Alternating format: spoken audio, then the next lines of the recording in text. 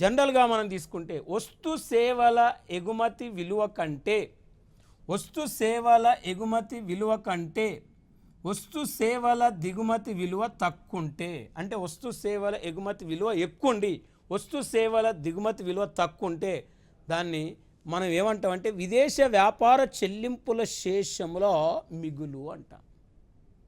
విదేశ వ్యాపార చెల్లింపుల శేషంలో మిగులు అంటాం. వస్తు సేవల ఎగుమతి విలువ తక్కువండి, వస్తు సేవల దిగుమతి విలువ ఎక్కువంటే దాన్ని విదేశ వ్యాపార చెల్లింపుల శేషంలో లోటు అంటాం.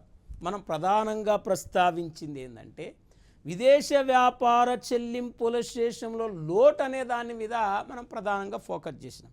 అంటే విదేశ వ్యాపార చెల్లింపుల శేషంలో లోటు అంటే ఏంది అనేది మళ్ళొక్కసారి మనం పరిగణలోకి తీసుకుంటే వస్తు సేవల ఎగుమతి విలువ కంటే వస్తు సేవల దిగుమతి విలువ ఎక్కువ ఉంటే దాన్ని విదేశ వ్యాపార చెల్లింపుల శేషంలో లోటు అంటాం.